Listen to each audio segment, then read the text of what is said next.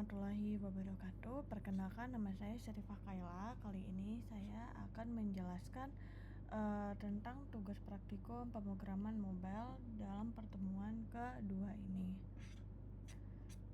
Pertama, saya akan menjelaskan overview-nya terlebih dahulu, di mana tujuan dari laporan praktikum ini adalah untuk memberikan penjelasan secara menyeluruh mengenai maksud, langkah, serta hasil yang diperoleh dari kegiatan praktikum.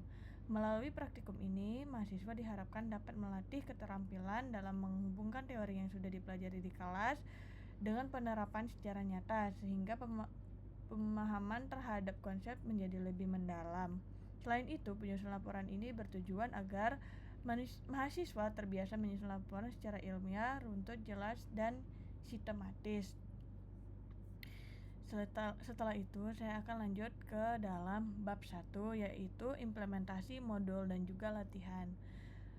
Pada poin pertama, itu ada pemahaman masalah. Pemahaman masalahnya di mana soal ini diminta untuk membuat sebuah aplikasi Android sederhana menggunakan Android Studio.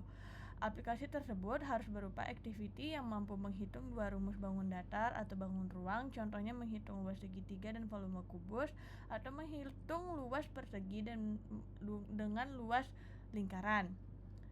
Agar aplikasi dapat berjalan sesuai ketentuan, pertama kita itu diminta untuk membuat nama project dengan nama binatang dalam nama bahasa Inggris dan juga satu kata abstrak.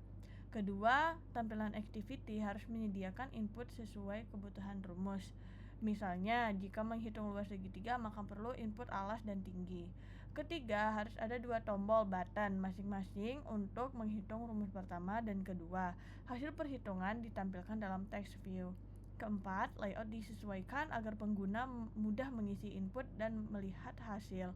Kelima, laporan dan video harus menjelaskan tentang apa saja yang dipelajari dari praktikum seperti penggunaan constraint, package, locket, emulator, dan komponen Android lainnya. Pada poin 1.2 yaitu ada langkah kunci dan keputusan desain. Pertama, saya menggunakan constraint layout karena jauh lebih fleksibel dan bebas. Constraint layout itu sangat cocok untuk program yang kompleks dan performanya lebih baik untuk desain yang modern. Saya nanti akan menunjukkan di mana peletakan tempat saya menggunakan constraint layout tersebut. Pada poin 1.3 saya menemukan error di bagian kode program saya dan saya akan menjelaskan bagaimana cara saya memperbaikinya. Pertama, di bagian XML, main XML itu setelah saya memasukkan palette, di dalam atributnya saya itu salah penamaan. Kemudian dia akan muncul error seperti ini. Caranya saya itu agar tidak error kembali, saya itu harus mengubah inisialisasi pada main activity-nya. Jadi seperti ini. Maka di dalam atributnya itu tidak akan error lagi. Pada poin 1.4 di mana tantangan dan atau kesulitan yang saya hadapi karena saya baru mengenal Android Studio, jadi masih rada bingung untuk memakainya. Cara saya mengatasinya, saya belajar dengan membuka YouTube dan juga bantuan dari AI.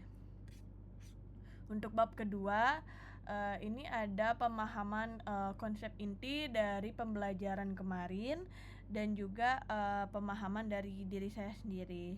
Di mana Kotlin itu merupakan bahasa pemrograman yang dikembangkan secara open source oleh JetBrains dan dapat didukung resmi oleh Google.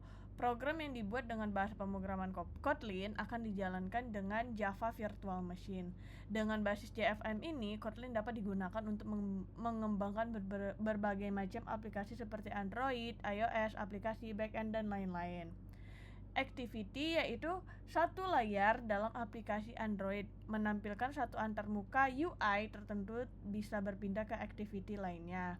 Layout yaitu file XML untuk mendesain tampilan activity yang berisi berupa komponen UI yang berisi text view, edit text, button, image view, dan lain-lain. Constraint layout adalah layout yang fleksibel untuk mengatur posisi komponen. Constraint berfungsi untuk menentukan bagaimana sebuah komponen UI diposisikan dan diatur dalam tampilan, di mana tampilan tersebut menerapkan layout dengan jenis constraint layout. Event listener merupakan suatu mekanisme yang menangani event yang terjadi di aplikasi, seperti klik tombol, sentuhan layar, atau perubahan teks. Saya akan menunjukkan salah satu penerapan yang saya gunakan, yaitu saya menggunakan event listener, di mana di sini saya menggunakan set on click listener, dan juga di sini saya menerapkan find view by ID dari tampilan XML yang saya gunakan.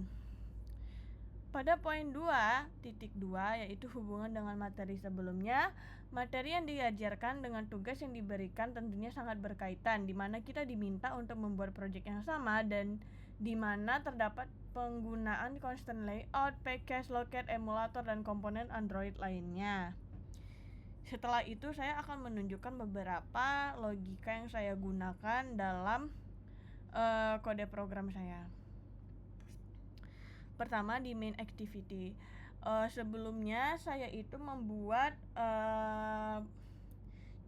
mencari luas persegi panjang dan luas segitiga.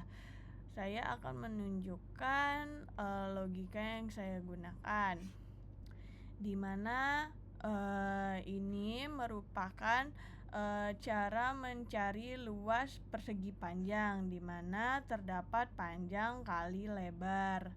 Nah, di mana terdapat hasil persegi panjang, terus juga ada memasukkan panjangnya, terus juga ada memasukkan lebarnya, dan juga ada button persegi panjang. Ketika kita klik, dia akan muncul hasilnya seperti itu, dan ini merupakan logikanya.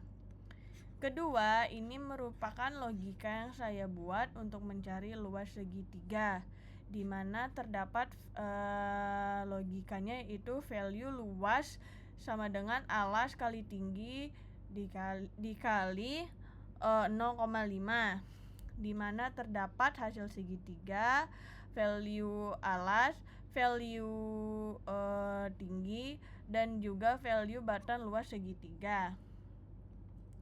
Setelah itu saya akan menunjukkan XML yang saya buat. Untuk kode programnya, saya itu menggunakan constraint layout. Ini merupakan penerapan constraint layout yang saya gunakan, di mana di sini terdapat text view luas persegi panjang, text view panjang, dan edit text number. Terus juga ada text view lebar dan juga button dan lain-lain. Kemudian agar tidak memperpanjang videonya, saya akan langsung memulai mencoba hasil dari program yang telah saya buat. Kita akan buat 5. Nah, 5 kali 5 yaitu 25. Luas segitiganya kita buat juga 5. Ini 5. Tingginya 5. Nah, luasnya itu 12,5, yang berarti kode program yang telah saya buat itu berjalan dengan baik. Saya rasa sekian dari saya, kurang lebihnya mohon maaf. Wassalamualaikum warahmatullahi wabarakatuh.